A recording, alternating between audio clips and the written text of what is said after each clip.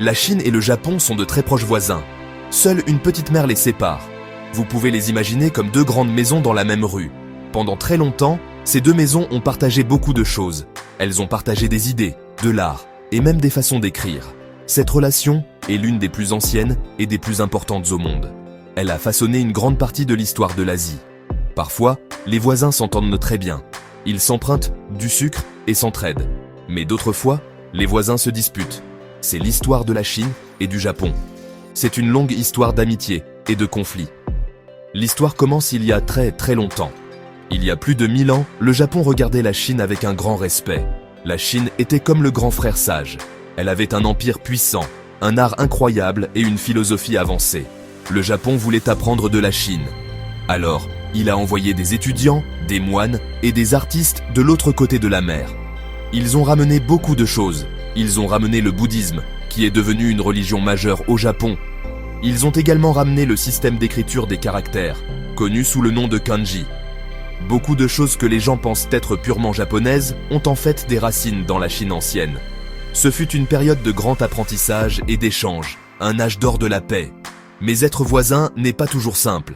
La mer entre eux n'est pas très large. Cela signifie qu'ils sont toujours conscients l'un de l'autre. Quand un pays devient fort, l'autre y prête une attention particulière. C'est comme un jeu d'équilibre. Si un côté devient trop puissant, l'autre côté devient nerveux. Cette dynamique fait partie de leur relation depuis des siècles.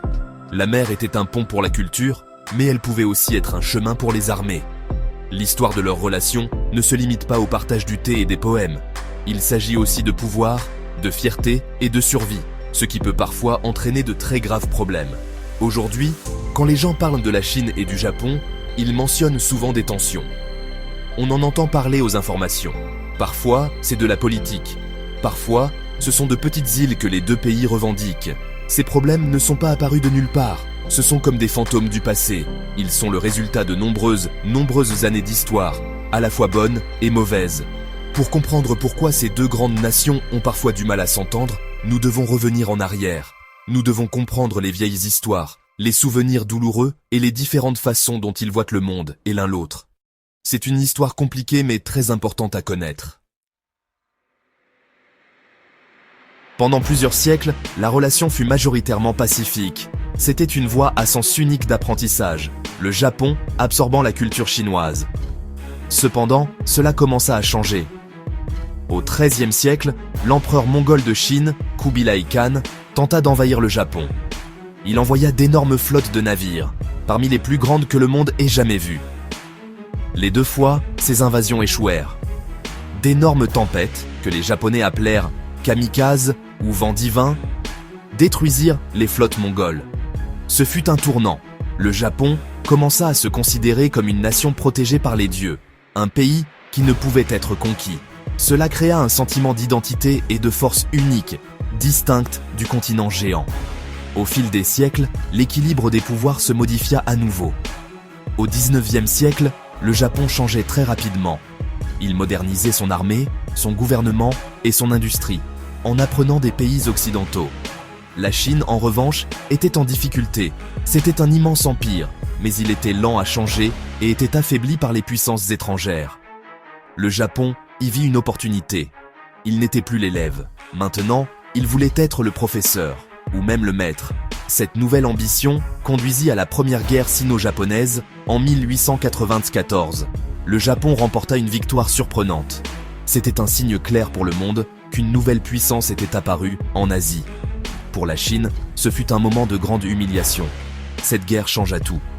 Le Japon prit le contrôle de Taïwan et gagna de l'influence en Corée, qui avait longtemps été sous la protection de la Chine. L'ancienne relation de respect avait disparu.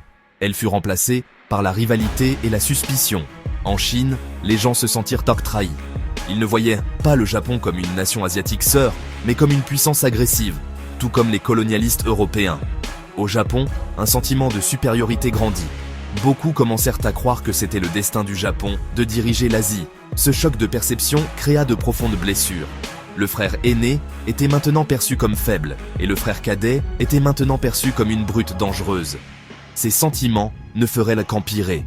Les différences culturelles devinrent également plus prononcées à cette époque. Alors que les deux pays utilisaient des systèmes d'écriture similaires et partagèrent des traditions bouddhistes, leurs identités nationales s'éloignèrent davantage. Le Japon mit l'accent sur son esprit unique, le Yamato Damashi et la nature divine de son empereur. Il se voyait comme discipliné, moderne et unifié. La Chine, avec son vaste territoire et sa population diverse, luttait pour créer une identité moderne unique. Ces différences furent utilisées pour créer des stéréotypes. Les Japonais étaient parfois considérés comme agressifs et indignes de confiance, tandis que les Chinois étaient parfois considérés comme désorganisés et arriérés. Ces idées n'étaient pas vraies, bien sûr, mais elles étaient de puissants outils en période de conflit. La pire période de leur histoire commune eut lieu au XXe siècle. Dans les années 1930, l'armée japonaise devint très puissante et envahit la Chine. Cela marqua le début de la Seconde Guerre sino-japonaise, qui devint plus tard une partie de la Seconde Guerre mondiale. Ce n'était pas seulement une guerre entre soldats. Ce fut un conflit brutal qui causa d'immenses souffrances à des millions de civils chinois. Des événements comme le massacre de Nankin, où l'armée japonaise tua des centaines de milliers de soldats et de civils non armés, laissèrent une cicatrice qui ne s'est pas refermée.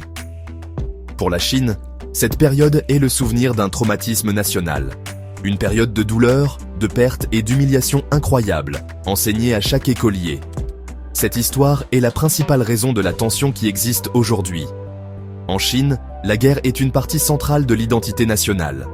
C'est une histoire de résistance contre un envahisseur cruel et de victoire finale. Les musées, les films et les manuels scolaires rappellent constamment aux gens cette souffrance.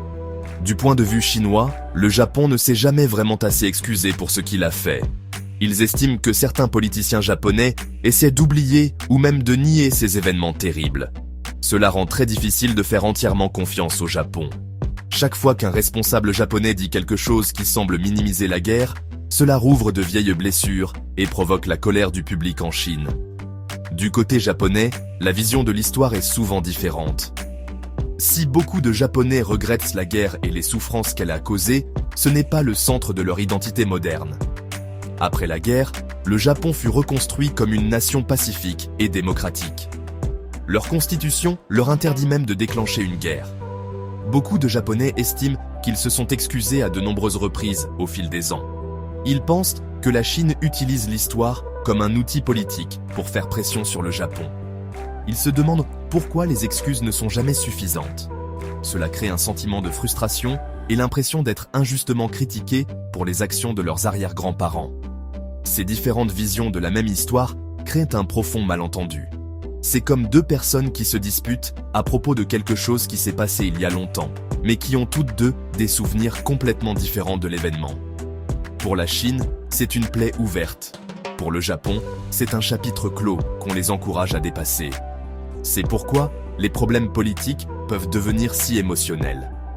Quand ils se disputent à propos d'îles ou de manuels d'histoire, ils ne se disputent pas seulement des faits et des chiffres. Ils se disputent des souvenirs, l'honneur et la douleur.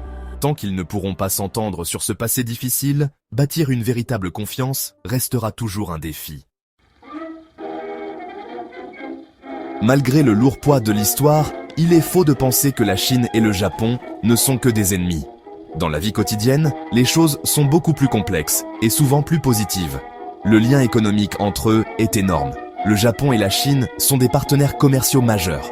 Les entreprises japonaises construisent des usines en Chine et les touristes chinois affluent au Japon pour faire du shopping et visiter les sites. Cette relation économique est comme une corde solide qui les lie. Si cette corde venait à se rompre, ce serait un désastre pour eux deux et pour le reste du monde. L'argent et les affaires parlent souvent plus fort que les vieilles querelles. De plus, les échanges culturels sont bien vivants. Les jeunes Chinois adorent les animes, les mangas et les jeux vidéo japonais. Des personnages comme Naruto et Pikachu sont aussi célèbres à Shanghai qu'à Tokyo. Au Japon, la cuisine chinoise est incroyablement populaire et de nombreux Japonais sont fascinés par la longue histoire et la littérature classique de la Chine. Musiciens, artistes et cinéastes des deux pays collaborent souvent. Cette amitié culturelle montre que les gens ordinaires peuvent même se connecter au niveau humain. Ils peuvent apprécier la créativité de l'autre et partager des intérêts, même lorsque leur gouvernement se dispute. Cela crée une base de bonne volonté qui est souvent négligée. Bien sûr, Les stéréotypes et les préjugés existent toujours. Certains Chinois pourraient considérer les Japonais comme froids et trop formels, tandis que certains Japonais pourraient voir les Chinois comme bruyants et indisciplinés. Les médias des deux pays peuvent de parfois aggraver ces stéréotypes en ne se concentrant que sur les histoires négatives. Il est facile de croire ces idées simplistes si l'on n'a jamais rencontré quelqu'un de l'autre pays. Mais ce ne sont que des caricatures, pas la réalité. La réalité est que les deux pays sont remplis de centaines de millions d'individus, avec leurs propres espoirs, rêves et personnalités. Le défi est de voir la personne, pas l'étiquette. Le chemin vers un avenir meilleur nécessite une chose simple, mais difficile, la compréhension. Cela demande aux deux parties d'écouter davantage et de crier moins. Cela signifie essayer de comprendre le point de vue de l'autre, même si l'on n'est pas d'accord. Les Chinois doivent voir que le Japon moderne n'est pas le même que l'empire des années 1930. Les Japonais doivent comprendre la profondeur de la douleur que les actions passées de leur pays ont causée en Chine. L'amitié entre les nations est comme un jardin. Elle demande un travail constant. Il faut arracher les mauvaises herbes de l'incompréhension et arroser les graines du respect. L'avenir de l'Asie, et peut-être du monde, dépend de la capacité de ces deux grands voisins à entretenir leur jardin ensemble.